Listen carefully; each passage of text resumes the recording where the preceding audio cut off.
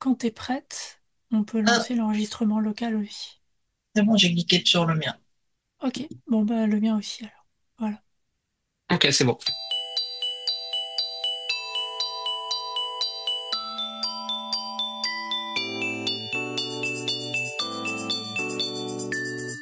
Bonjour, bonsoir à tous et à toutes. Vous écoutez un podcast trans et vous écoutez surtout la phase finale du takeover par l'ancienne meuf atome. Du coup, c'est plus un podcast trans, c'est chez moi. Du coup, en victime avec moi ce soir, il y a Jenna, que vous entendez déjà. Bonsoir. Et puis on a Anne. Bonsoir Anne. Bonsoir. Est-ce qu'on Qui fait est une pas là. petite présentation, pronom, je sais pas. On fait ça une fois sur deux à peu près, il me semble. Ouais, vas-y. Bah du coup, moi c'est pronom elle, accord féminin. Voilà. Jenna, accord féminin. Voilà. Oui, bah moi pareil, et puis sinon AL2LE ça marche aussi, et puis pareil, accord féminin. Donc c'est aussi un takeover transfemme. C'est pas arrivé depuis très longtemps. Ouais, c'est vrai, c'est vrai. Et du coup, je suis Cléo, si jamais vous n'avez pas reconnu ma voix. Ce qui serait un scandale, mais c'est pas grave. Euh, Dans l'ordre de passage, on a d'abord Jenna qui veut nous parler de musique. C'est quoi la musique dont tu veux nous parler, Jenna? Euh, on a dit qu'on ferait pas de montage, mais on va garder ton erreur. Du coup, on s'était dit qu'on allait commencer par Anne. Ah merde. Ouais, bah j'ai changé. Non, ok, d'accord. Du coup, Anne, c'est quoi la représentation trans dont tu veux parler? Et bah je crains que ce soit pas une super représentation puisque on va parler ou plutôt on va reparler de Nintendo dans ce podcast. Mhm. euh, et du rapport que peut avoir Nintendo avec les personnes trans et les changements de genre qui peuvent arriver de manière un peu plus involontaire, notamment lors de traductions diverses et variées. Mhm. Euh, c'est un petit pot pourri, globalement, de choses, de petites informations intéressantes sur Nintendo. Et pour commencer, déjà, j'avais envie qu'on reparle un petit peu de Bordeaux, qui a déjà été beaucoup évoqué dans le podcast, Tu veux mais j'ai dire trouvé que... Burdetta. Eh ben, oui, non. Et Ok. toujours pas vraiment. Oh là là. Euh, euh, bon, j'ai deux petits trivia sur Bordeaux qui n'ont pas été évoqués dans ce podcast encore, donc on va y aller directement. Ok. Le premier, il est vraiment assez sale et je pense vraiment que vous allez en vouloir beaucoup à Nintendo après que je vous l'ai raconté.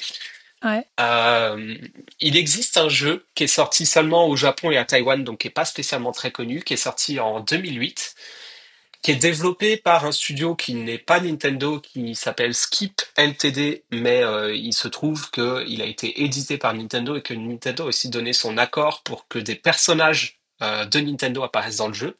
Ce jeu s'appelle Captain Rainbow. Donc avec un nom pareil, on pourrait se dire, c'est génial, il va y avoir de la représentation, c'est trop cool. Eh Uh-huh. bien non, pas du tout. L'apparition de Birdo dans ce jeu, euh, bon, je vais vous la faire courte, hein, c'est comme aux US, Birdo est mise en prison parce qu'elle a utilisé les toilettes des femmes. De quand il date ce jeu? C'est sorti en 2008. Oh putain. Quelle bande de Pardon. visionnaires quand même, hein. Oh là là. Et du coup, dans le jeu, on incarne deux persos, dont le Captain Rainbow et Nick. C'est une espèce de caricature de flic américain un peu bizarre. Euh, et on doit aller fouiller chez Birdo pour trouver une preuve qu'il s'agit d'une vraie femme. Est-ce qu'il y a Ok. pas une mission pour la sortir de tôle, enfin, au moins? Bah, en fait, du coup, on va la sortir de tôle, mais uniquement parce qu'on découvre que c'est une vraie femme. En vrai, on découvre un objet qui n'est pas, c'est pas clairement dit dans le jeu ce qu'il s'agit. C'est un peu comme comme pour Peach dans Super Mario RPG, c'est un peu sous-entendu qu'il s'agirait d'un sextoy. Ok. Et le type de sextoy suffirait à comprendre que Birdo est bel et bien une vraie femme. Euh, Du coup, c'est quoi un womanizer, je suppose? Oui, bah, Tu vois, voilà. est-ce qu'il y a des sextoys qui sont exclusifs, hein, enfin, Pardon, je rentre trop dans le détail. Non, mais je pense que dans l'esprit des développeurs de jeux, il suffit qu'il s'agisse d'un god et déjà, ça prouve que c'est une femme. Tu vois, C'est ce que vraiment, j'allais on dire. va pas plus loin que ça. Bah oui, j'avais Ouais. envie que ce soit autre chose, tu vois.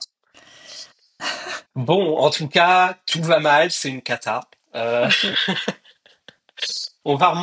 J'ai commencé par ça parce que je trouvais vraiment que c'était assez atroce et en plus relativement récent parce que 2008 hein, quand même.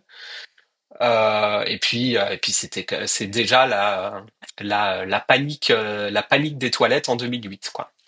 Ouais. Euh, on va partir sur autre chose, toujours avec Bordeaux. Ouais. Euh, Est-ce que vous connaissez le Satellaview? Pas du tout.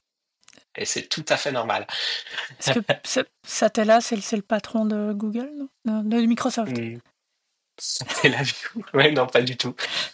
Ok. C'est le nom d'une extension de la Super Famicom, donc la Super Nintendo japonaise, Mhm. qui permettait de jouer à des jeux par abonnement avec un système qui fonctionnait par satellite. Oh la vache. Ouais, c'est assez obscur. On pouvait y jouer on pouvait jouer au jeu que par épisode, par tranche, et à horaire fixe, comme un programme télé. En fait, il fallait se connecter à telle heure pour jouer en même temps que tout le monde à tel ou tel jeu. Ok. Nintendo a fait pas mal de remakes de ses classiques NES sur Satellaview. Et parmi ces remakes, ils ont fait un remake de Super Mario Bros 2, donc le jeu où est apparu Birdo, et qui est plus connu même au Japon sous le nom de Super Mario USA maintenant. Ce remake est sorti en 1996 et il exploite une particularité du Satellaview qui est que pendant qu'on joue, ça utilise la technologie satellite pour streamer un flux audio en direct pendant qu'on joue. Alors ça permettait d'avoir des musiques littéralement pour le coup vraiment orchestrales et des effets audio de très bonne qualité. Mais le problème c'est que c'était complètement décorrélé du gameplay, un peu comme si on écoutait la radio en même temps qu'on joue. Et du coup, Nintendo utilisait ça de manière un petit peu particulière, un peu comme si on écoutait un feuilleton audio qui part du jeu pendant qu'on joue au jeu, donc avec de la musique du jeu et des lignes de dialogue enregistrées par des acteurs et des actrices et qui racontaient une petite histoire pendant qu'on joue. Mhm. Du coup, on se pose la question, mais qui incarne Birdo? Eh ben, les trois Birdo, donc les trois boss de trois couleurs différentes, étaient considérés comme trois personnages différents et Mhm. étaient interprétés par ce qu'on appelle des Okama. Okama, je Oui. ressors un peu la traduction, l'explication. Okama, c'est un terme japonais qui est considéré comme assez péjoratif et problématique aujourd'hui, qui désigne globalement des hommes qui sont devenus femmes après une opération chirurgicale, ou plus généralement des hommes efféminés. C'est un terme qui peut être assez problématique parce qu'il désigne aussi les prostituées masculins. Hmm. Et ce terme, si je ne dis pas de bêtises, vient d'un mot japonais qui désigne les théières. Du coup, la forme des théières, ce serait les hanches féminines en fait. C'est presque flatteur. C'est presque flatteur.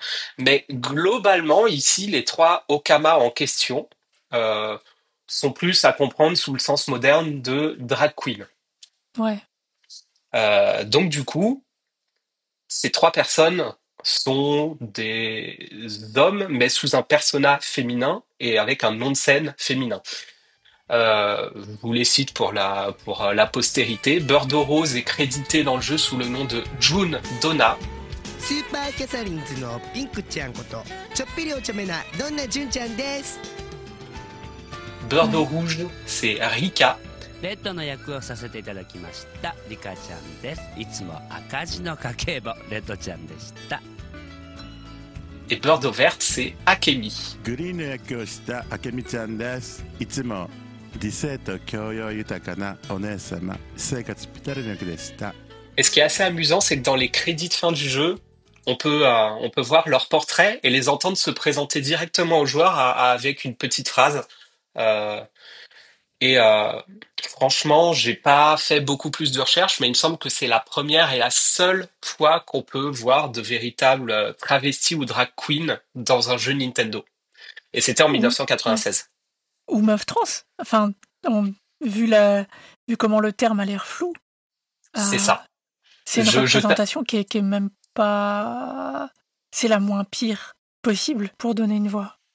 je t'avoue que, ouais, vu que tout ce qu'on a, c'est un pseudo, un nom de scène assez vague et une photo, une toute petite photo en noir et blanc pour chacun ou chacune d'elles. C'est un peu compliqué de mettre un terme exact. Je les désigne sous le terme ombrelle d'Okama parce que c'est un peu Ouais. comme ça que ces personnes-là ont été choisies.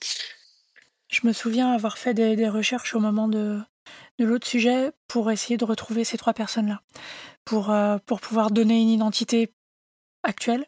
Et le truc, c'est apparemment ce sont des noms qui ont été utilisés uniquement pour le jeu. Et du coup, c'est finalement des anonymes, quoi. Non, en tout cas, pas Ouais. des personnes avec une identité que j'ai pu retrouver après. Et du coup, c'est pour ça que j'en ai pas parlé. Ouais. Et le jeu étant lui-même très confidentiel, vu qu'il est sorti que au Japon, à un horaire, il était possible d'y jouer à un horaire déterminé. C'est un peu un lost media, c'est plus possible d'y jouer. Il y a quelques enregistrements qui traînent, il y a des reconstitutions qui ont été faites par des fans aussi pour essayer de reconstituer des bouts de code et en faire des ROM à peu près jouables aujourd'hui. Ouais. Voilà, je partagerai quelques liens si ça vous intéresse et que vous voulez voir et entendre ça. C'était une petite anecdote que je trouvais rigolote sur la représentation LGBT, volontaire ou non chez Nintendo, je ne sais pas. さようならいつかまた On va rentrer dans un tout autre sujet, toujours chez Nintendo, dans une représentation qui pour le coup est beaucoup plus flatteuse ou en tout cas mieux faite. Et on va parler de Paper Mario, la porte millénaire, qui est le deuxième volet de la saga Paper Mario, qui est une série de jeux de rôle RPG. Ok. Et dans ce jeu, il y a un perso qui s'appelle Viviane. Pardon, oui, continue.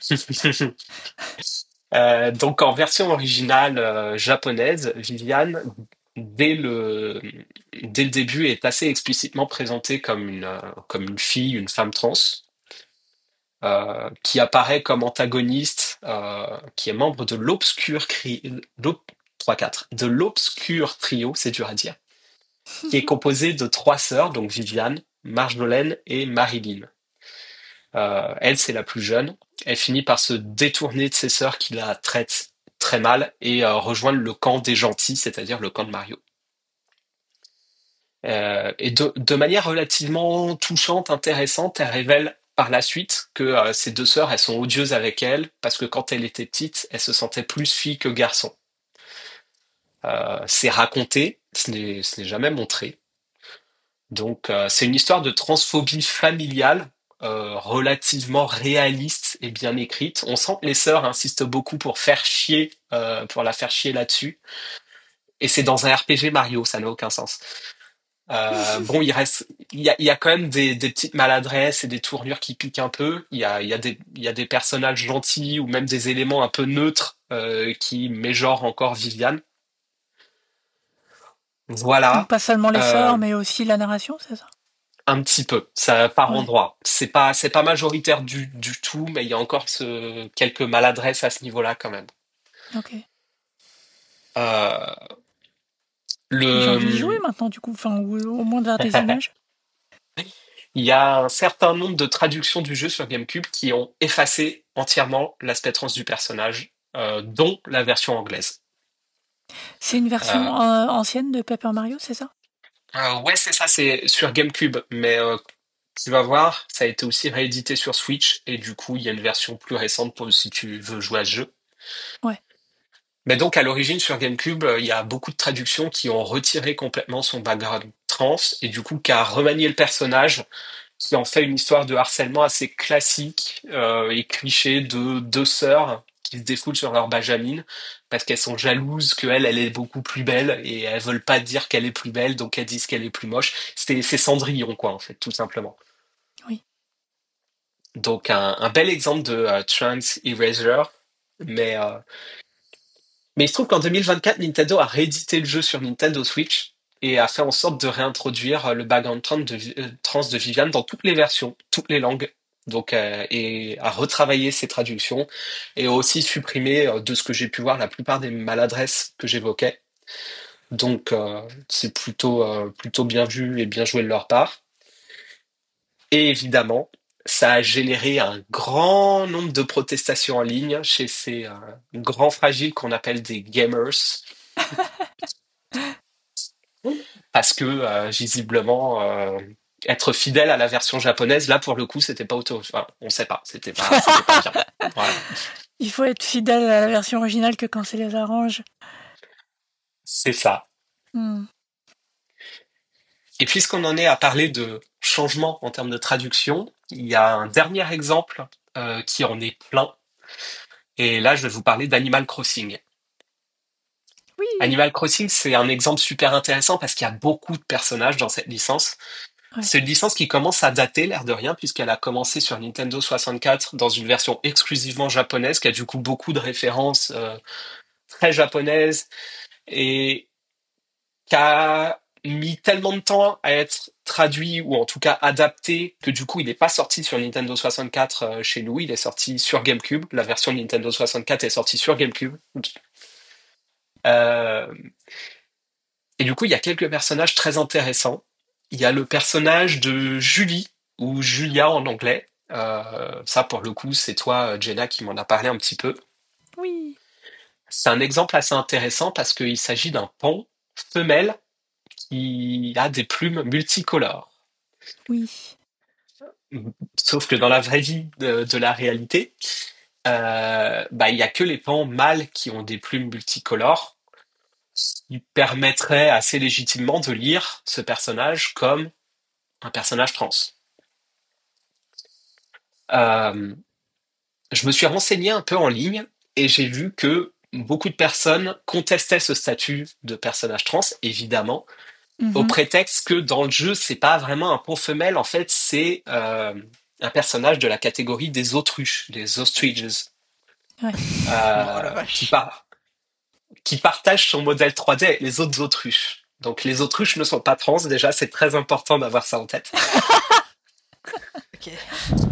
C'est un coup à se mettre la tête dans le sable quand même. Ouais, non, mais à chaque fois, c'est toujours assez amusant de voir par où les gens peuvent passer pour essayer de dire non, c'est impossible, c'est pas trans, c'est pas possible.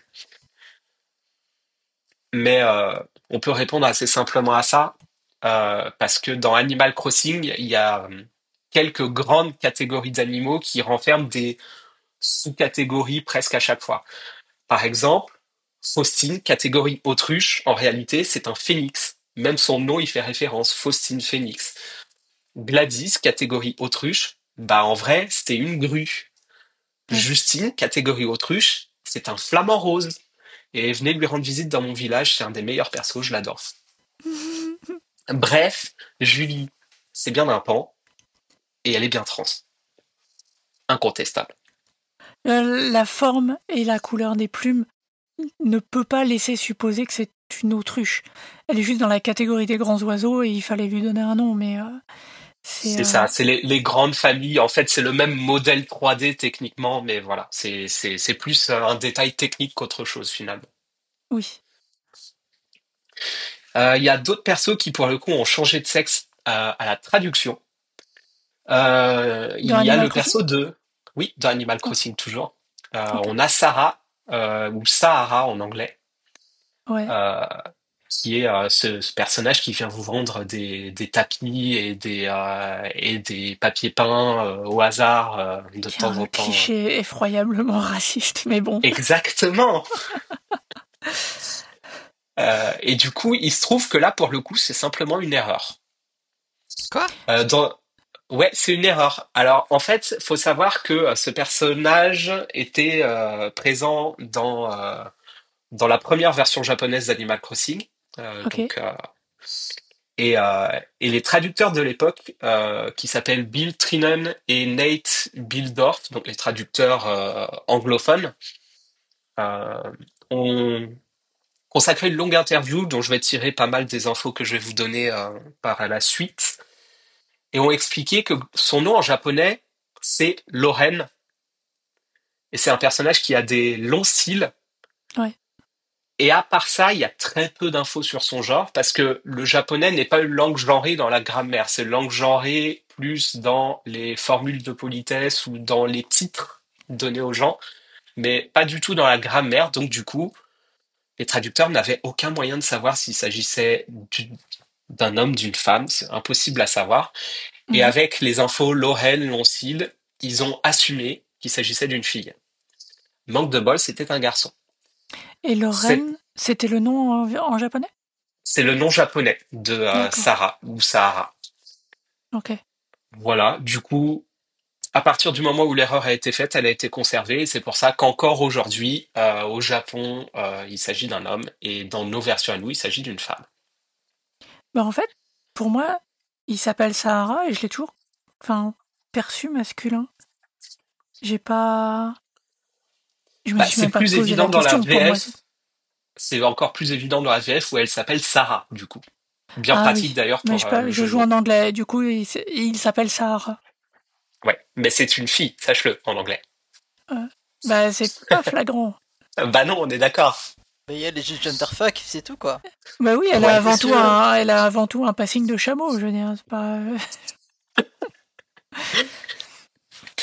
Il y a un autre perso qui s'appelle Blanca. Alors celui-là, il est un peu plus obscur. C'est pas un villageois, c'est pas un perso qu'on voit beaucoup. C'est un perso qui me semble n'apparaît même pas dans le dernier Animal Crossing en date, ou Ok. alors peut-être juste avec un amiibo dans le bar. Enfin bref, c'est un perso qui il me semble, qui est apparu sur DS en premier, qui porte une petite robe rose à fleurs dans les premiers jeux, et dont la particularité est d'avoir, c'est un chat, et dont le visage est entièrement blanc, qui n'a pas d'yeux, qui n'a pas de bouche, qui n'a pas de nez, et en fait on peut dessiner son visage, Je me et souviens. après elle conserve ce visage. Ok. Je dis elle, mais du coup c'était censé être un garçon en version, enfin c'était un garçon en version japonaise et ça a été traduit comme une fille. Pour le coup, il n'y a pas d'explication là-dessus. J'ai pas réussi à en trouver. Il me semble que c'est pas les mêmes traducteurs parce que c'est pas la même époque. Là, on n'est plus sur l'époque Nintendo 64. Là, on parle d'un jeu DS. Mhm. Je pense que les traducteurs se sont fait avoir par son apparence, une petite robe rose à fleurs. Bon, voilà, se sont dit que c'était une fille pour cette raison.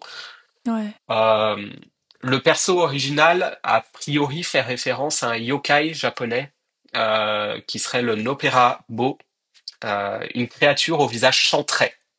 C'est quoi yokai? Les yokai, ce sont des espèces de créatures légendaires un peu mythiques ou mystiques qui font partie de la croyance et du folklore populaire japonais. Ok. Il y en a beaucoup.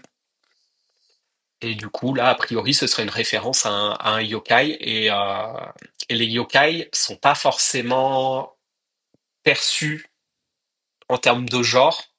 Ils sont pas genrés, pour la plupart. Il y en a qui le sont. Il y en a même qui sont sexualisés. Mais voilà, là, a priori, pas du tout. Ouais. Donc, on peut imaginer que un perso qui porte une robe rose à fleurs, mais qui est masculin en version japonaise, pour le coup, ça a été traduit juste pour éviter que son apparence pose trop de questions au public occidental. Voilà. On voulait Robe pas qu'il rose à soit fleurs queer égale en fille. fait. Point. Ouais, C'est ouais. ça. Special case. Ouais, encore une fois, ouais.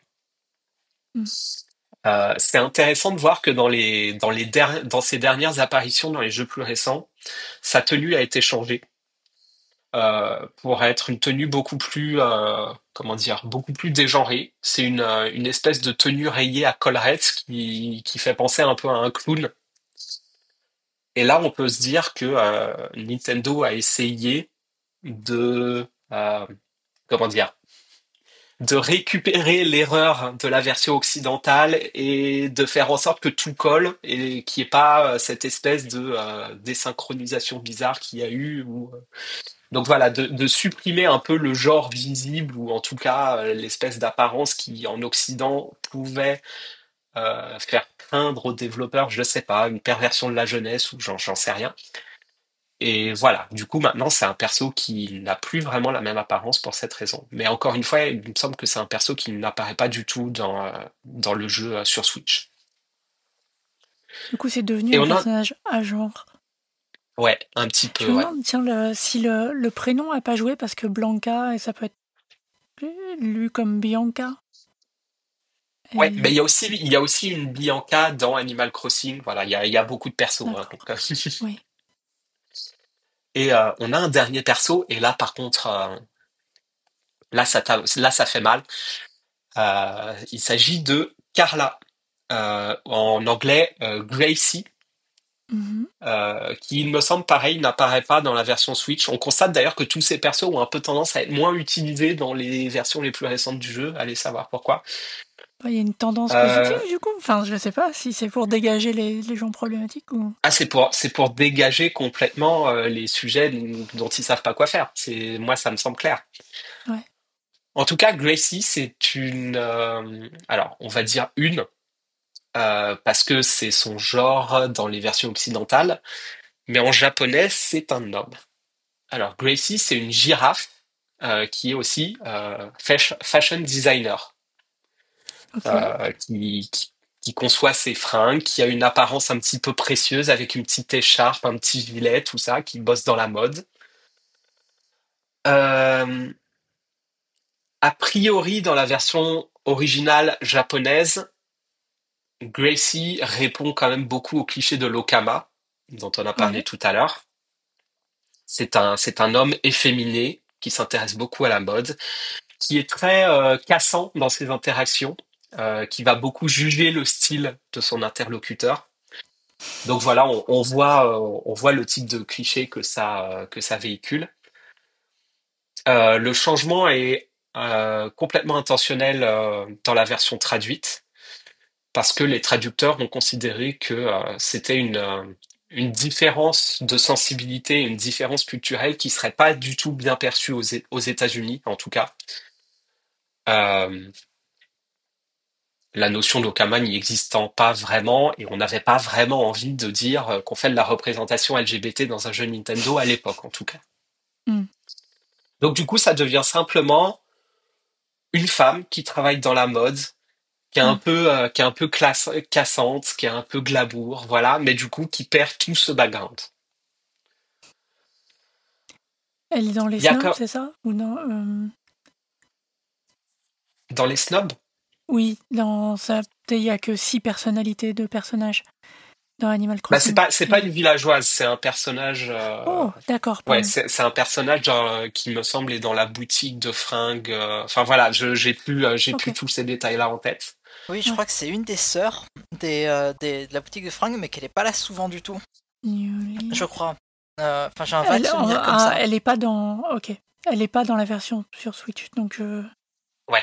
du coup il faut Encore lire. une fois, hein, Ouais. ils ont un peu écarté ces persos du lore, à moins d'avoir les cartes et de les scanner en amiibo. Et il y a peut-être une petite apparition, mais sinon c'est tout. On doit pouvoir l'inviter, ouais, à camper. C'est ça. Et je me suis penché un petit peu plus du coup sur la version originale de Gracie. Et, euh, et c'est encore plus incompréhensible quand on se penche là-dessus parce que d'un côté, son nom en japonais, c'est pas Gracie. Gracie, c'est le nom du coup américain. Son nom en japonais, c'est Grace.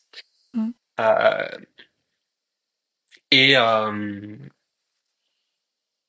et plusieurs persos font référence au fait que ce serait pas son vrai nom. Mhm. Et font référence à son vrai nom comme, je vais essayer de vous le prononcer, Nabenosuke, Mhm. qui serait un espèce de terme d'argot pour désigner une butch ou un homme trans. Donc du coup, on n'y comprend plus rien du tout, on ne sait pas ce qu'ils ont voulu faire en version originale, c'est Ok. déjà le bordel. C'est très genderfuck pour du Nintendo, on ne comprend plus rien. Euh, et du coup, dans les versions traduites du jeu, ces dialogues où des persos révèlent que ce serait pas son vrai prénom, qu'il y a un truc bizarre, ça a juste été remplacé par le fait qu'avant, elle portait un autre nom vachement moche en anglais elle s'appelait Gretchen Grunch. Et que du coup, elle veut plus elle a changé de nom parce que c'est un prénom, c'est un nom moche et qu'elle veut un plus joli nom. Voilà. Juste un prénom de lait, quoi, c'est tout. Ouais. Oh, c'est mignon comme expression, j'aime bien. C'est issu d'un. Enfin, moi, j'ai vu l'expression dans un mème de Zoé Lamort sur Reddit. Hein. C'est insane les mêmes qu'elle fait. Donc voilà, on se rend compte que très souvent, en tentant d'adapter les jeux aux sensibilités occidentales, Nintendo se retrouve juste à effacer purement et simplement des personnages qui, aussi maladroits et aussi ancrés dans leur époque soient-ils, sont quand même des représentations LGBT. On se retrouve du coup à ne plus en avoir du tout. Et, euh, et on a quand même l'exception notable de Paper Mario qui a, qui a réussi à imposer ça en 2024. Et je crois que c'est mieux de retenir ça quand même. Bah, il y a Julia, et Julia, j'ai l'impression que c'est de la méconnaissance de la morphologie des pans. Oui, je pense que c'est absolument pas volontaire de la part des développeurs pour le coup. Ouais, mais si tu as terminé. Oui. Puisqu'on a mentionné Julia, je voudrais mentionner Papy. Papy est un okapi. Et c'est un okapi qui est apparemment un mec trans, comme Julia est une meuf trans. Ok. Parce qu'il a des caractéristiques des femelles okapis. C'est-à-dire que les mâles okapis ont des cornes, mais Papy n'a pas de cornes. Et par contre, les femelles okapis ont une petite mèche au-dessus des yeux. Et Papy a bien cette petite mèche. Donc Papy est un mec trans de la même manière, quoi. C'est quand même assez intéressant de se pencher sur ces petits détails et de se rendre compte qu'en fait, soit les développeurs se sont pas du tout renseignés, soit ils sont un peu taquins. C'est l'un ou l'autre. J'aime bien l'idée qu'il y ait quelqu'un qui essaye de glisser des trucs en douce et de voir ce qui passe. Comme les gens chez Lego, quoi, tu vois, qui continuent à passer de la représentation furry et trans.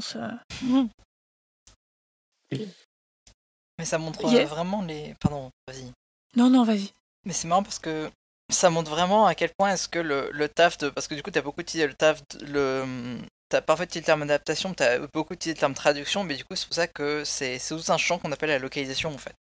Ouais. Et je sais pas dans quelle mesure c'est un truc que t'as envie de développer, en fait, ou de préciser, parce que justement, ouais, la variété de versions, moi, je connaissais que Viviane. J'ai pas joué au jeu, d'ailleurs. Mais je connaissais que vraiment le truc de... Il y a que de ce que j'ai revu, c'était l'italien, l'espagnol et le français où ça a été gardé. Et alors du coup, il y a quand même les différentes manières, mais du coup, c'est... Ouais, voilà, c'est tout le taf de localisation de quel choix tu fais, notamment quand tu mobilises du folklore que t'as dans le jeu original. Qu'est-ce que t'en fais? C'est une vraie question de, en fait, est-ce que tu le gardes tel quel et t'essaies de l'expliquer? Est-ce que t'essayes de le convertir? Et en fait, le taf de localisation, c'est vraiment tout un taf culturel et qui porte une intention, et justement, c'est hyper intéressant de voir parfois il y a des libertés qu'il y a, parfois elles sont pas là, et que ça montre à quel point en fait, le jeu vidéo en général, c'est une industrie qui est quand même super vaste, et c'est pas du tout uni, en fait, la sortie d'un jeu. Pour le coup, l'interview que j'avais pu lire des deux adaptateurs, du coup, américains, elle est super intéressante aussi de ce point de vue-là, parce qu'on se rend compte qu'ils ont mis des années à traduire Animal Crossing. Ils étaient 2 dessus.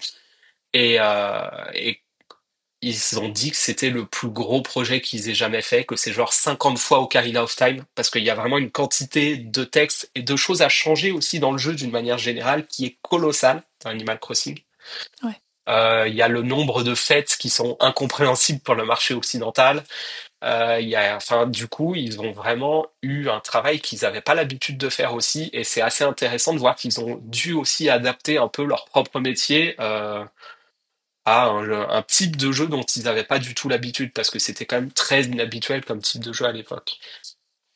Et sur le fait qu'on a eu une VF de Paper Mario bien meilleure, je pense aussi que, et pendant très longtemps, ça a été une fierté de Nintendo France d'avoir une très bonne équipe de localisation française. Je pense notamment, moi, quand je suis aux Pays-Bas et que j'explique qu'en France, tout le monde adore les noms français des Pokémon, surtout sur les premières générations, personne ne me croit. Genre, non, non, c'est impossible. Et bah si, en fait. Et voilà, il y a quelques exemples comme ça qui montrent qu'il y avait un taf quand même assez soigné là-dessus, notamment en France. Déjà, comment ça, t'es aux Pays-Bas et tu passes pas par Bruxelles de temps en temps et tu dis pas coucou? Déjà, premièrement. Et puis, deuxièmement, c'est aussi lié à des industries où quand il y a des. Par exemple, l'industrie du doublage en France, elle est énorme. Et c'est assez rare, en fait, qu'il y ait autant de films qui soient doublés, qu'il y ait des acteurs, enfin des doubleurs-doubleuses qui sont donnés à des acteurs précis. C'est un truc qui est pas du tout fréquent dans plein de pays et qu'on prend vraiment pour acquis.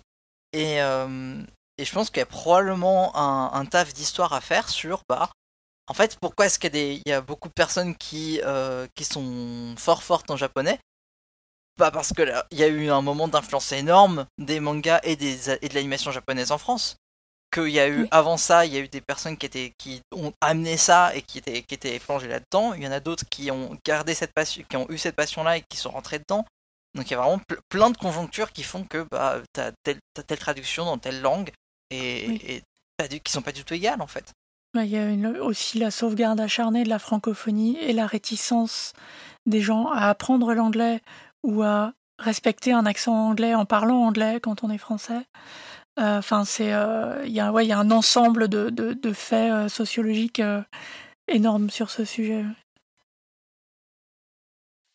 Mais il n'empêche que vous ne pouvez pas ne pas rire en entendant un nom de Pokémon anglais prononcé avec l'accent néerlandais. Ça, je peux vous le garantir.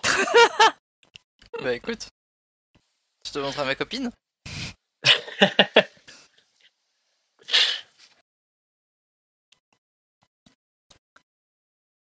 Merci beaucoup, c'était vachement bien. C'est très très cool, merci beaucoup. En plus, je connais mais je vais plus rediscuter avec lui depuis un moment et j'aimerais bien essayer de reconnecter avec ces événements-là, mais il n'y en a pas des masses à Bruxelles. Mais justement, une des personnes avec qui j'ai pu beaucoup discuter de Game Studies parce que c'est son taf. À la base, il a fait master de traduction en langue allemande et et en fait du coup son master c'était là-dessus, mais du coup il a pu revenir de linguistique au Game Studies en parlant de localisation et du coup c'est un spécialiste de la localisation justement. Et puis j'avais pu changer avec lui, c'est hyper intéressant toutes les embranchements en fait, tous les moments où il y a des choix parce que en fait ça va être des choix qui sont plus ou moins artistiques, plus ou moins commerciaux et t'as toujours une tension entre les deux parce que c'est une industrie et c'est un médium d'art. Du coup je trouve ça trop cool comme sujet. Merci beaucoup. Alors Jenna, de quoi tu veux nous parler? Alors, ça va être encore un truc un peu qui part dans tous les sens. Et je vais essayer de vous expliquer comment je suis arrivée à ce sujet. Est-ce que vous voyez ce que c'est qu'une manique de cuisine? Oui. Ouais. Mais je pense qu'il faut quand même donner des synonymes parce que je me suis rendu compte que c'est un terme qui n'était pas du tout répandu, notamment que ce soit en Belgique ou en Suisse ou à d'autres endroits en France. Donc, il faut donner des synonymes. Eh ben, ça peut être un gant de cuisine peut-être ou je sais comment ce serait. N'importe quoi épais pour tenir. Voilà. Le truc que tu mets pour pas te brûler. C'est ça. Un gant ignifuge. Ah oui, d'accord. Alors, dans le cadre de mon exposition de broderie, j'ai brodé une manique de cuisine et dessus j'ai brodé la phrase « Dégage de ma cuisine » avec des petites fleurs. Donc, c'était rigolo, c'était l'occasion parce que j'avais une manique et je l'ai brodée. Et du coup, c'est une des pièces qui a été vendue dans mon expo, je suis assez contente. Et du coup, je me suis dit, je vais essayer d'en trouver d'autres. Et peut-être, déjà, je peux rebroder Dégage de ma cuisine parce que j'ai trouvé que c'était rigolo. Mais du coup, je m'étais dit, peut-être je pourrais prendre une manique et broder dessus Pixie Dream Girl. Est-ce que vous connaissez le concept de Manic Pixie Dream Girl? Pas du tout. Alors, Oui, parce que j'ai vu Eternal Sunshine of the Spotless Mind. par exemple, donc c'est un trope de cinéma dans lequel une jolie meuf un peu excentrique va changer la vie du protagoniste, lui faire tourner la tête, et elle ne semble être là que pour faire évoluer le protagoniste principal sans avoir une vie à elle, en fait. C'est aussi le personnage principal dans Scott Pilgrim, dans 500 Days of Summer, 500 jours avec toi en français. Bref, c'est des films que j'aime bien, hein, mais quand on prend un peu de recul sur le trope, voilà. Je voulais pas parler plus que ça du truc, je voulais juste souligner le jeu de mots rigolo de prendre une manique et de broder dessus Manic Pixie Dream Girls. Et Je donc viens de la j'étais comprendre. contente. J'étais contente de mon petit jeu de mots. Je suis pas sûre que ça se vende particulièrement bien parce que c'est mon humour, voilà. Et du coup, j'ai eu un autre jeu de mots en tête qui était Manic Street Preachers. Les Manic Street Preachers, c'est un groupe de rock gallois des années 90. En fait, je pensais que c'était un groupe des années 90, et en cherchant, en fait, ils en sont à leur 13e album, ils continuent à faire de la musique, et je trouve complètement admirable cette persévérance à faire de la musique sans jamais percer. C'est assez constant, quoi. C'est pas de la mauvaise musique, c'est pas non plus transcendantal. Et il y a une chanson, moi, qui m'avait marquée il y a très longtemps, quand leur, je crois, 2e album était sorti. Et il y a une chanson qui est aussi le titre de l'album que je trouve fabuleux d'oser faire un titre aussi long, qui est If you tolerate this, your children will be next. Et qui parle vraiment de montée d'extrême droite. Il faut leur reconnaître ça, c'est un groupe militant. Il y a un paragraphe que je cite juste pour le plaisir dans cette chanson, qui est « Le futur t'apprend à être seul, le présent à avoir peur et froid.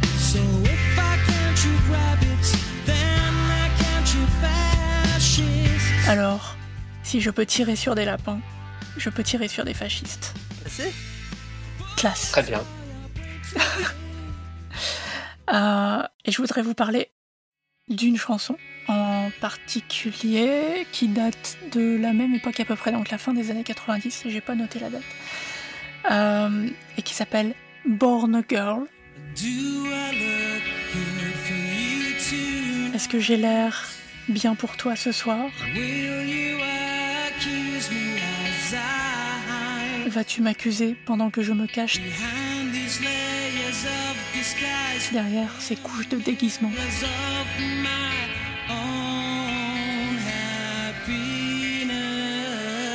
Dans les miroirs de mon propre bonheur.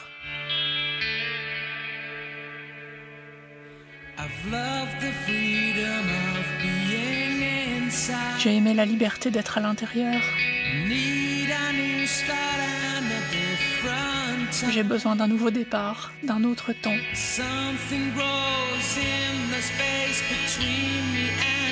Quelque chose grandit dans l'espace, à l'intérieur de moi. Et ça tord et transforme ce corps fragile.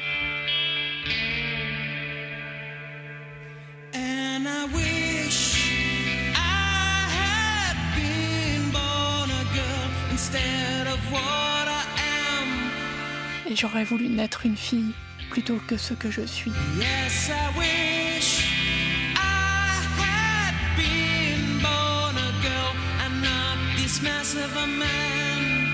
Oui, j'aurais voulu naître une fille et pas ce gâchis d'homme. Explicite. Ouais. Pour une fois, mon expérience de transvestigation va être assez étrange, parce que donc on a cette chanson Born a Girl, chantée par un homme, écrite par un homme. Le compositeur de cette chanson s'appelle Nicky Wire. Wire, c'est un pseudonyme, juste parce qu'il est très grand. Il fait une tête de plus que les autres membres du groupe. Pseudonyme parce que donc il est fil de fer, quoi. Wire. Et évidemment, on lui a posé la question et il dit qu'il est pas trans, qu'il a exploré son identité dans cette chanson. Et donc on doit respecter ça. Et en même temps, je n'ai pas trouvé de photo de lui où il n'est pas maquillé. Et un concert sur 2, il est en robe sur scène. Donc moi, la personne qui nie être trans et qui écrit des choses comme ça, j'ai envie de lui dire, oui, mais comme nous toutes, quoi. En attendant, cette personne a juste des choses à sortir. Et du coup, je voudrais vous parler finalement d'une autre chanson et que le thème de ma chronique, c'est j'ai envie d'être trans, mais je suis cis. Ou même j'aurais bien aimé être trans, mais je suis cis. Ce qui est quand même des phrases qui reviennent parfois dans les discours d'œufs. Et l'autre chanson dont je voudrais vous parler, c'est d'un autre groupe.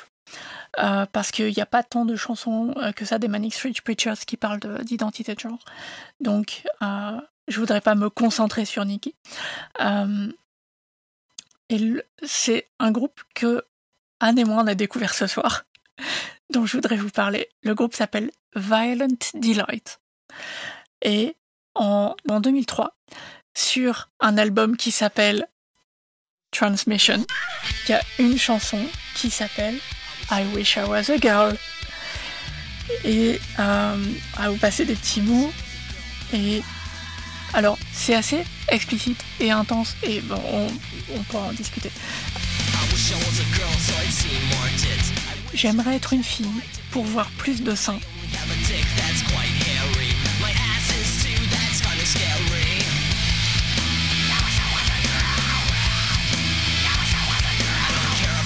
Le sang, c'est pas grave, la douleur, c'est pas grave, parce que être une fille est le seul truc dont j'ai envie. Être un mec est vraiment ennuyeux. Et se travestir est pas du tout mon truc. Certains pensent que je suis gay, mais c'est pas du tout mon truc.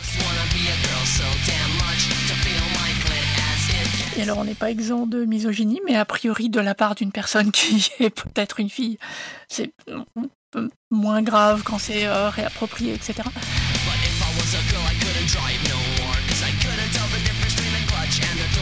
Mais si j'étais une fille, je ne pourrais plus conduire parce que je ferais pas la différence entre l'embrayage et la portière. J'aurais des sautes d'humeur et je devrais me raser les aisselles.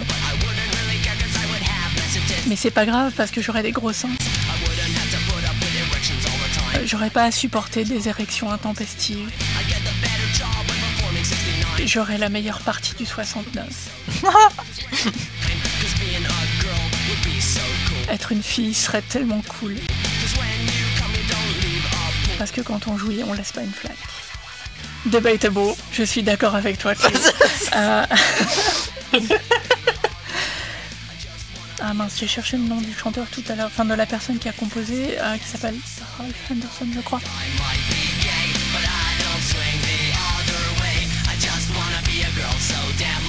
Aucune info sur cette personne après la sortie de cet album. A priori pas trans parce que pas explicitement trans, mais aucune info.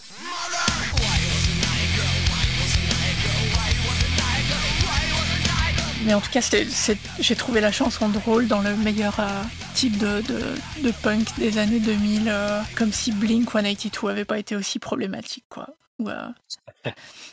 Et peut-être une prochaine fois, je vous parlerai de Green Day. Voilà. Ah oui, fais-nous un sujet entier sur Green Day.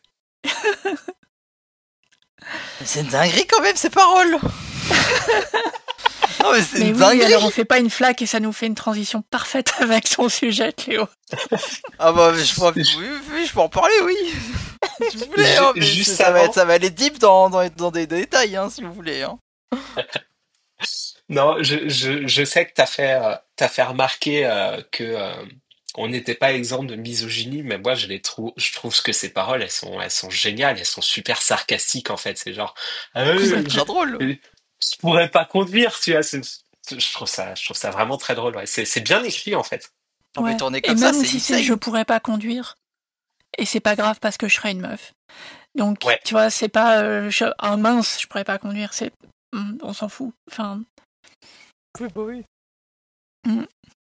Non, c'est un et truc à la conduite, dans le clip, parce qu'on est dans un média un peu audio, mais voilà, je me demande si c'est Christina Ricci ou un sosie de Christina Ricci qui était dans le clip.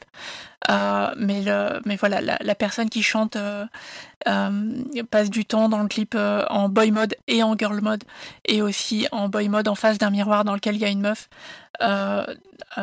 comme dans les clips de Linkin Park dont on avait parlé dans l'épisode spécial. Ouais, enfin bon, quand même, quelqu'un qui écrit des paroles et après qui disparaît dans la nature. Non, ok, d'accord, tu gardes le nom honorifique qu'il y avait, tu vois, mais genre, voilà quoi. Mais j'ai envie de trouver cette personne et de lui faire un câlin et puis de lui dire ça va aller quoi. Ouais. Oui, un peu. Enfin, Mais peut-être que ça va très bien pour elle depuis, on sait pas. Hein. Oui, Qui ou sait pour lui d'ailleurs. Who knows. On sait pas. c'est vrai, non mais. Donc si c'est vous insane, qui quand avez même. composé ou chanté cette chanson, faites-nous signe. Oui, puis les Si, pièces, si c'est vous très en bien. avez Hein. d'autres des comme ça aussi, je suis curieuse. J'ai vraiment envie de faire toute une playlist avec les I Wish I Was a Girl, mais chanté par un mec qui apparemment même ne transitionne pas quoi. Non, mais c'est assez drôle quand même parce que tous les problèmes qui sont cités là, ils se résolvent. Enfin, les poils se décèlent, bon, check, hein, c'est bon, le laser existe, tu vois. Ou l'électrolyse. Ou on peut assumer d'avoir des poils sous les bras aussi. Oui, non, mais visiblement, ça lui pose problème. Donc, moi, je propose des solutions, tu vois. Comme Quand solution des groupes oriented. si les hormones marchent pas, il y a d'autres solutions. Enfin, je sais pas, c'est bon, les solutions sont là, quoi. Bah oui.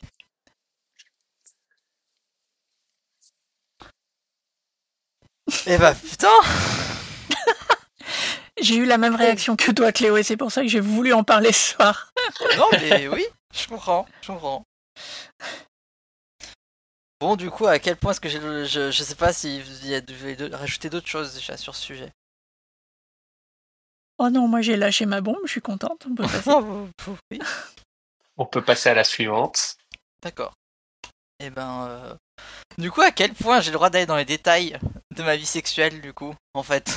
Eh ben, on n'a qu'à dire, hey, maintenant on va parler de sexe.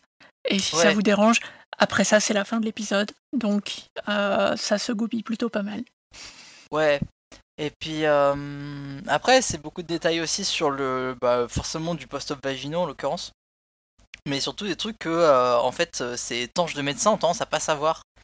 Et ont tendance à dire de la grosse idée, du coup, bon.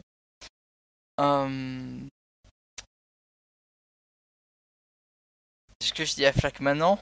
Ouais, bah oui, sinon j'ai oublié. Faut pas s'attendre à pouvoir faire des flaques, mais on peut. Moi, je m'attendais pas à être fontaine. Et c'est pas une attente qu'il faut avoir.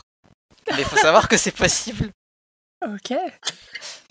Du coup, dont je voulais parler, et du coup, c'est hyper décousu parce que j'ai absolument rien préparé. Et cette fois-ci, j'ai même pas une trame, j'ai même pas noté le truc. C'était vraiment au tout début, je me suis dit, vas-y, il y a ça. Parce qu'il y avait aussi le sujet de un peu archiver sa vie, faire ses mémoires, essayer de noter tous les trucs que j'ai pas réussi à faire et noter un peu tout ce qu'il y a dans ma tête ou quoi. Mais ça, je pense que ce sujet-là, qui est en plus un sujet d'archivage et de données queer, il est peut-être bien quand il y a plus de monde parce que c'est quand même un sujet un peu gros. Mais du coup, le temps, on va parler de chat. Et comment est-ce que comment je me suis intéressé à la flore vaginale. Alors, outre le fait au bout d'un moment d'être concerné, j'étais concerné parce que j'ai eu des vaginoses. Et concrètement, ce que ça veut dire, c'est qu'il y a un déséquilibre dans la flore. Et du coup, qu'on considère comme anormal et qui pose des problèmes. Notamment qui peut... Alors du coup, il y a certaines... Ça dépend des bactéries. Il y a des champignons, il y a des mycoses, il y a des bactéries, il y a des levures. Du coup, champignons. Il y en avait un troisième que j'ai oublié. Quand il y a un déséquilibre, ça peut faire des symptômes du style une odeur de poissonnerie, littéralement. Et ça m'a détruit le moral quand ça arrivait. Ouais. Et ça peut faire des douleurs, ça peut faciliter des infections urinaires, ça peut... j'ai entendu parler de la bactérie, c'est pas staphylocoque, mais c'est une staph, mais c'est une abréviation, j'ai oublié le nom, qui, elle, peut être vraiment dangereuse en termes d'infection. Du coup, c'est un point important. Et une des médecins à qui j'ai parlé m'a dit, moi, on m'a toujours dit que les néovagins, les toches des meufs trans, n'avaient pas la même flore. Et j'ai eu un gynéco dans le service où je me suis fait opérer qui m'a inspecté, qui m'a dit, pour moi déjà je vois pas la diff. Le mec était interne, il était ultra sympa et du coup en discutant il me dit, bah basiquement, on sait pas forcément trop comment, parce que la peau est pas changée, ça sans cesse changer en muqueuse. Par contre, elle réagit à peu près pareil qu'une toche. Pas totalement non plus, parce que si on essaye de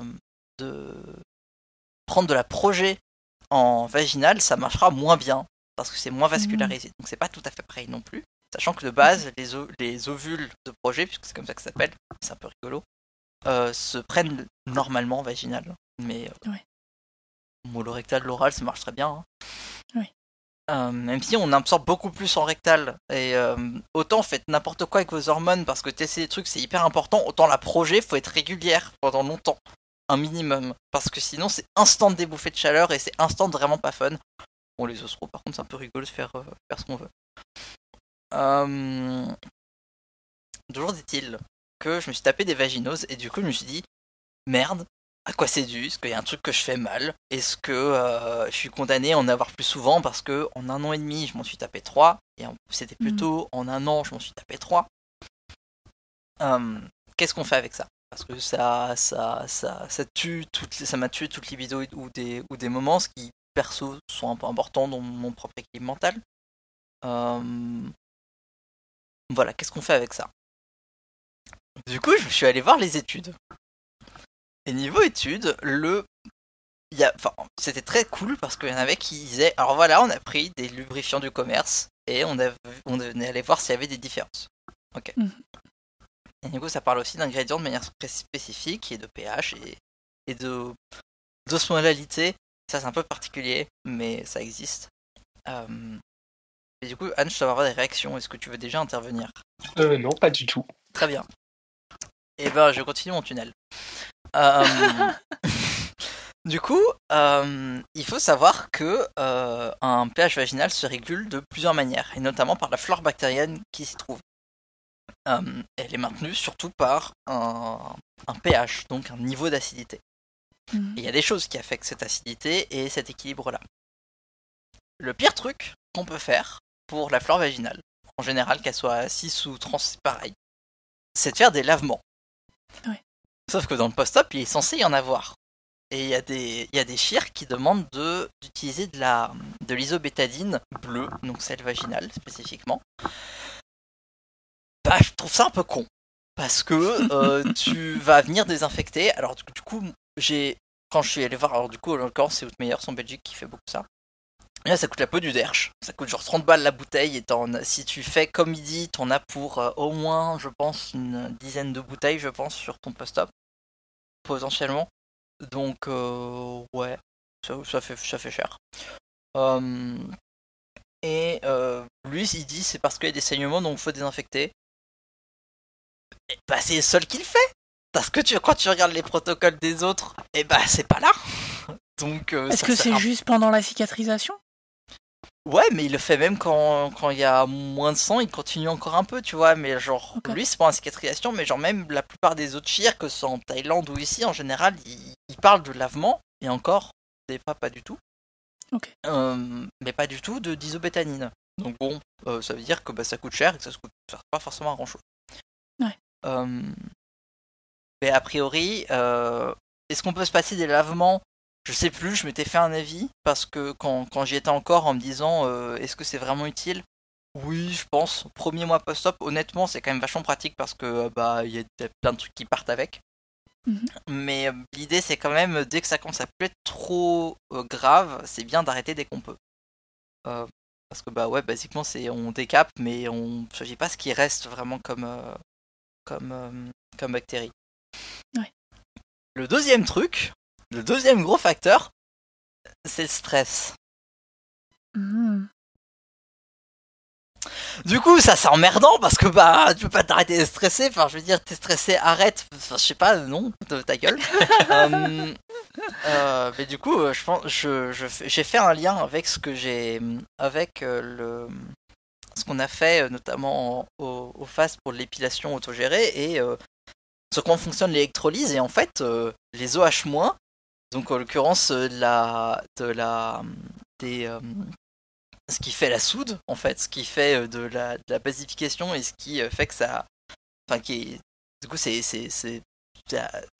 un truc qui attaque, quoi. Et bah, c'est présent quand tu stresses dans ton corps.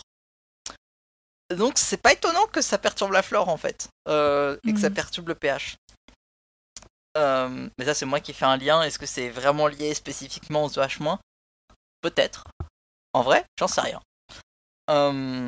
Mais les autres trucs... C'est un truc de gauchiste d'être basé.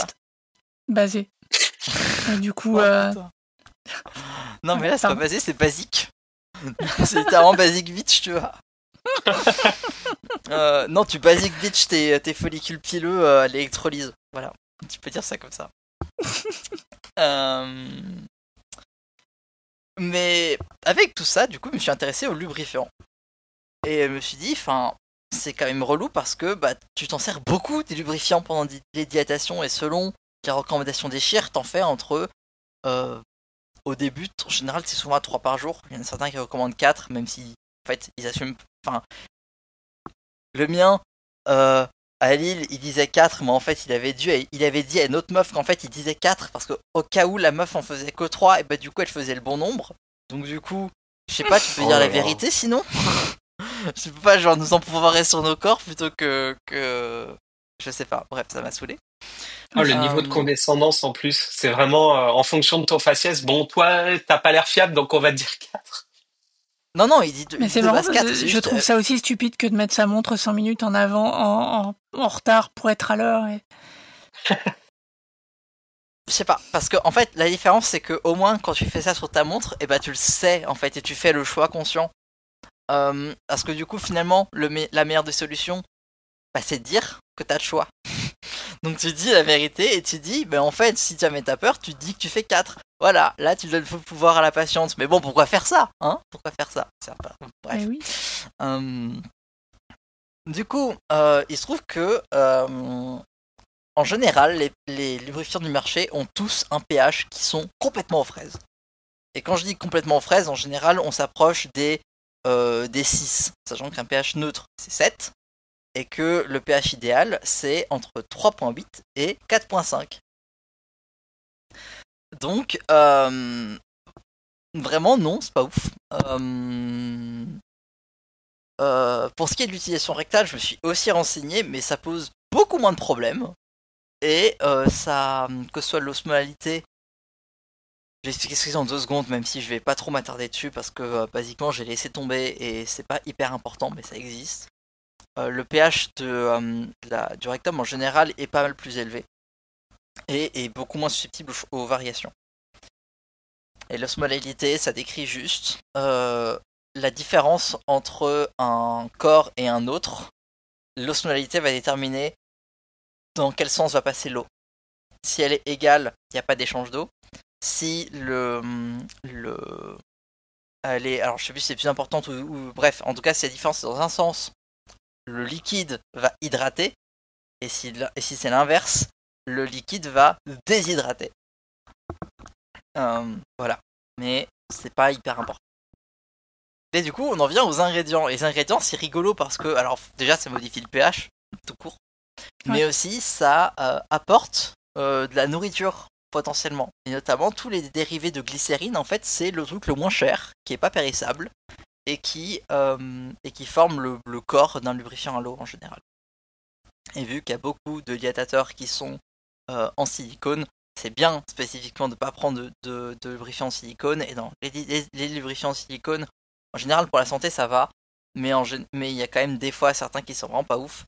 Mais le problème en gros c'est les compatibilités avec ce que tu vas mettre dans ta toche après. Et ça c'est pas dit. Mais du coup, le truc le plus présent, c'est des dérivés de glycérine. Et le dérivé de glycérine, c'est soit ça porte le nom glycérine, soit glycol. Et il y en avait encore un autre. Et en général, tout ce qui va aussi être marqué éthyle, ça peut être de l'alcool, mais en fait, ce qu'ils vont utiliser, en général, ça va être d'autres dérivés de la glycérine, mais qui s'appellent autrement. Voilà. Et la glycérine, elle a la particularité de se détériorer en sucre. Oui. Et ça nourrit pas les bonnes bactéries du tout. Mais non. Du coup, basiquement, on se retrouve avec un cas de figure où quasiment tous les lubrifiants du commerce sont à base du truc qu'il faut éviter, de l'ingrédient principal qu'il faut éviter. Sachant qu'il y en a d'autres que j'ai pas cités, mais en général, les senteurs, évidemment, c'est de la merde. Et en ingrédients, il y en a d'autres, mais je les ai plus sous la main, et c'est pas forcément important, vu que en fait, celui-là, il est omniprésent. Du coup, je me suis... l'essentiel de ce qu'il faut retenir. Dans un post-op immédiat, en France, en général, on a prescrit ce qui s'appelle j'ai oublié le nom exact, c'est de la lidocaïne. La lidocaïne, c'est un gel lubrifiant qui est aussi anesthésiant, et la propriété anesthésiante, perso, moi je l'aime pas trop parce que je pars du principe qu'il faut sentir ce qui se passe dans un corps, surtout quand tu vas trifouiller dedans. Maintenant, quand le post-op peut être un peu intense, donc c'est pas forcément plus mal. Mais le truc, c'est que c'est surtout utilisé comme lubrifiant qui est stérile. Parce qu'à la base, c'est un lubrifiant ça peut aussi être utilisé en urétral. Et ça, c'est important parce que du coup, ça doit être stérile. Et le corps, j'ai oublié exactement à base de quoi c'est, mais c'est bien. Et c'est gratuit. Donc en France, le gel de lidocaïne, pas le gel pour la bouche, mais en petite seringue, c'est parfait. À ce niveau-là. Et ça tombe au moment où il y en a le plus besoin de dilater souvent, donc impeccable. Par contre, en Belgique, c'est pas le cas.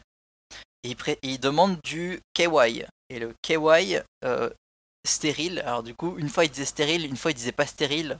Et ça m'énervait quand on me racontait ce que disait Scheer et que le mec disait pas tout le temps la même chose et que ça avait l'air important, mais en fait pas tellement, du coup. Et puis à un moment, il disait juste des contre-vérités en disant non, mais en fait. Enfin, je sais plus exactement, mais il a dit une grosse ânerie, donc c'est bon, bref. Il a oublié le lycée en termes de comment ça fonctionne une toge, c'est génial. Mais ce qu'il faut retenir, c'est que c'est pas grave, c'est pas stérile. C'est bien si ça l'est au début, mais c'est le plus important, c'est d'avoir un bon lube en fait, de base. Et quand on le fait souvent, on va pas forcément avoir l'énergie de choper un bon lube. Du coup, le problème c'est que c'est un coût, parce que j'ai trouvé le lube qui marche bien, mais il est assez cher. Il revient en général à peu près un peu plus de 100 balles le litre. Ce qui finalement tombe dans la moyenne, mais tu serais peut-être tenté d'utiliser du X-Lube, c'est-à-dire du lube en poudre que tu fais toi-même après. Et le problème c'est que c'est que de la glycérine. Du coup, c'est que ce qu'il faut pas. Mais ça coûte pas cher du tout. Est-ce que tu as le nom de celui que tu recommandes et qui est le bon là ? Oui, c'est le S-Liquid H2O, mais il y a un moment, il est plus trop trouvable en 250 ml. Et c'est chiant. Et il y a un moment, j'ai l'impression qu'il a monté son prix un peu. Donc c'est double chiant. Par contre, on peut quand même en faire du soi-même du lube. Et c'est là où du coup, les expériences commencent. Parce que j'en ai fait. Parce qu'il y a une meuf qui évidemment sur Reddit a eu l'idée avant moi et qui a partagé sa recette et que du coup j'ai commencé à faire. C'est bien, mais ça demande du matos et du coup le problème c'est que idéalement faut le partager parce que si tu veux le faire bien tu le fais avec un pH mètre et c'est un investissement et en même temps les ingrédients quand ils sont tout seuls ils sont pas trop périssables mais quand c'est assemblé elle dit que ça se garde 2 semaines au frigo. Mais que basiquement ça se fait à l'odeur. Du coup j'en ai pas eu qui a encore tourné. Du coup c'est compliqué à jauger. Mais c'est un truc qui vaut le coup d'être mutualisé. Mais en même temps c'est compliqué de mutualiser ces genres de trucs quand t'as pas beaucoup d'énergie et que du coup faut se coordonner avec des potes qui s'occupent éventuellement d'autres meufs. Bref c'est un peu chaud quand même. Du coup quand ça va mieux c'est une bonne idée d'essayer de regarder ça. et se déterre un peu. Mais il dit que ça coûte beaucoup moins cher. On utilise surtout du gel d'aloe vera, qui est allergène. Parce que j'ai appris que j'ai une pote qui est gravement allergique à l'aloe vera. Donc on peut utiliser du gel de lin. Mais il faut le faire soi-même, et ça par contre ça se garde pas du tout longtemps, donc voilà. Du coup c'est chiant. Mais l'intérêt c'est que de le faire soi-même, c'est que ça coûte pas cher, mais ça demande un investissement. Si vous pouvez vous motiver avec des potes, c'est cool, en vrai. Mais ce qui est chouette par contre, surtout sur Notice, surtout si on a des kinks sur la consistance et sur la couleur, ça vaut le coup de tester parce que du coup, on peut avoir la texture qu'on veut. Du coup, ça se tweak et ça se trouve de faire des textures qui sont sympas. Fun fact, j'ai fait tester à ma copine, j'en ai mis sur la main. J'ai dit, t'en penses quoi? Elle était instant, genre flustered et horny, juste à cause de la texture. Et c'était pas voulu. Et du coup, faut savoir que par contre, pour améliorer la texture, pour qu'elle se soit plus sympa, on peut mettre un peu de Xlube. Parce que en fait, si t'en mets un tout petit peu, c'est pas forcément grave, et surtout tu mesures combien t'en mets. Ouais. Donc c'est possible de tweaker avec... parce que le truc, c'est que les ingrédients qui sont utilisés, ils sont utilisés parce qu'ils sont pas chers, mais aussi parce qu'ils sont bien. Du coup, on peut s'en servir un peu. Mais le TLDR, c'est que c'est la merde, mais qu'il y a des solutions, mais que ça demande du taf, et qu'il y a une solution toute trouvée, mais c'est un lubrifiant un peu de niche, et du coup, il faut s'organiser à l'avance pour en commander et en choper. Mais voilà, c'est un truc qui est pas du tout abordé. Et on va faire des stocks. Voilà, mais voilà, pour être en train de tester, en vrai, c'est rigolo. Ça demande de l'énergie et c'est chiant, mais c'est un truc qui vaut le coup d'être mutualisé. Et du coup, voilà, peut-être. Voilà. Je sais pas trop quoi rajouter. Je suppose c'est après différent aussi d'une chatte à l'autre, mais après pas mal de recherches avec une partenaire, on avait choisi le Durex vert, qui est censé être le plus naturel et qui était celui qui contenait le moins de sucre aussi, parce que notamment à la fois les lubrifiants et les saloperies de savon spécial pour l'intérieur, le nom m'échappe, mais ils contiennent plein de sucre aussi en fait, et c'est effroyable de se dire que ce savon qui est censé être bien pour l'équilibre interne t'amène du sucre directement, quoi. Mais du coup il y en a, là j'ai commencé à le faire parce que je les avais perdus et maintenant je les ai retrouvés. On peut avoir des gélules de probiotiques, et la meuf recommande d'avoir ça. Je crois que d'ailleurs c'est une meuf française en plus, il y a eu le lien qu'elle donne, de prendre des gélules de probiotiques et d'en mettre dans son lube en fait. Et du coup a priori c'est un truc qui peut plutôt bien fonctionner. Voilà. J'aime bien ce que tu as dit au début sur le fait que les chattes de meufs cis et meufs trans se retrouvent avec un milieu assez similaire finalement. Et j'aime bien la possibilité que ce soit parce que de manière ancestrale, il y a une transmission de flore vaginale une par une, en ciseaux, une meuf après l'autre, pour se transférer une gigantesque flore commune d'un gigantesque polycule. Ah, tu décris une IST, pardon. Oui, mais positif. Ça me rappelle cette meuf qui a fait une bière avec la fleur de sa chatte. C'était pas ouf. Attends, t'as goûté ça? Non, j'ai des potes qui ont goûté, mais ouais, que c'était pas dingue du tout et que c'était pas du tout des bonnes levures de bière. C'est bon à savoir. Quelle surprise. Ça valait le coup d'essayer, hein. Moi c'est genre l'idée à la con que j'aurais pu avoir, donc...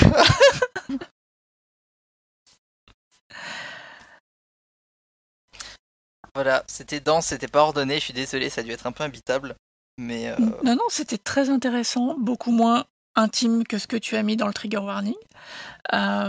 Donc je pense que c'est un sujet d'utilité publique. Il se réactive sous l'eau. Du coup, il y a un moment, j'en ai eu sous les pieds, j'ai failli me péter la gueule dans la baignoire. Voilà. Je vais rien dire d'autre, mais sachez que ça se réactive avec de l'eau, ce qui est pratique. Et prenez vos précautions quand même.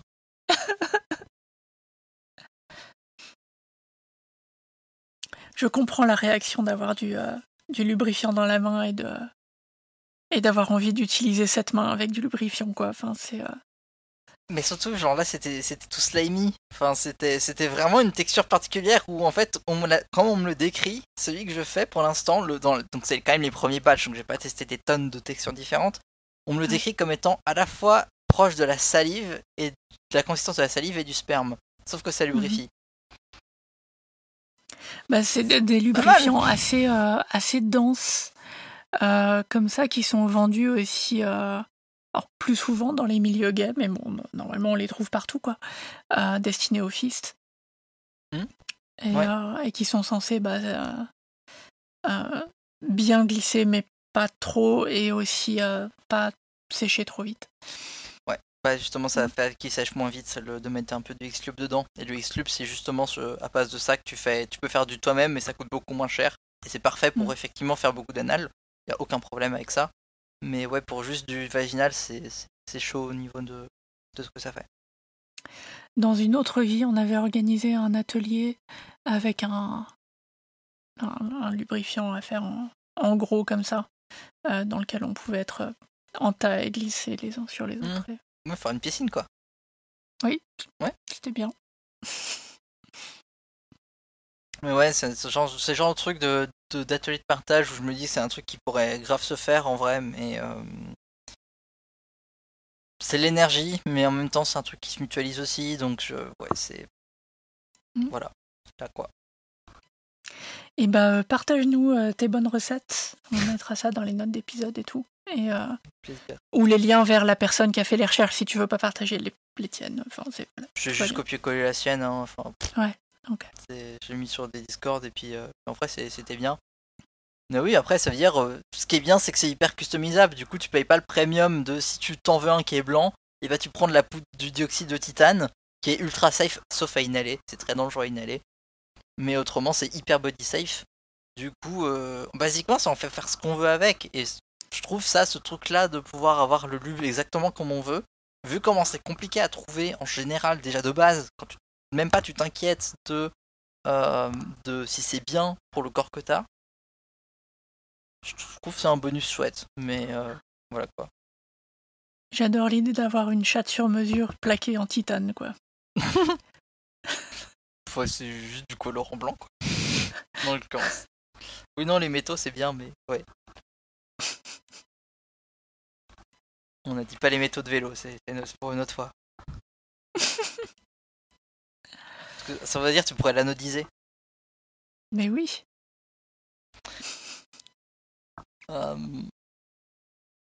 Est-ce que vous vouliez faire d'autres interventions?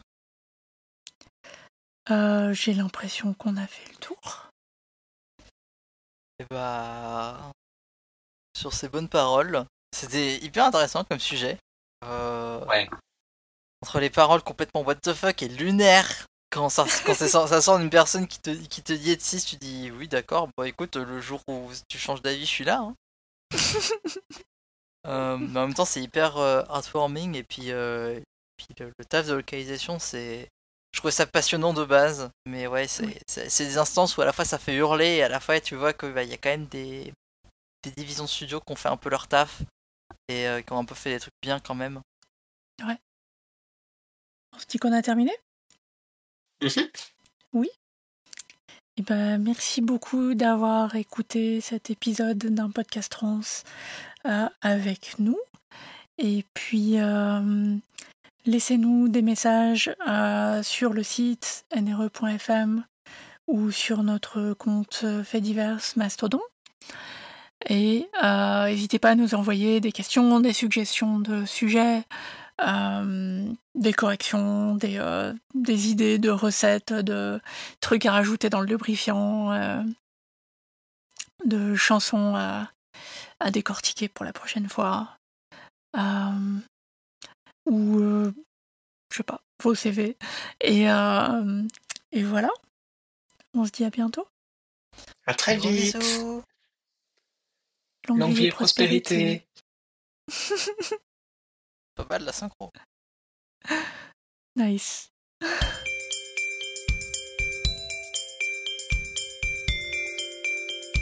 Et hop.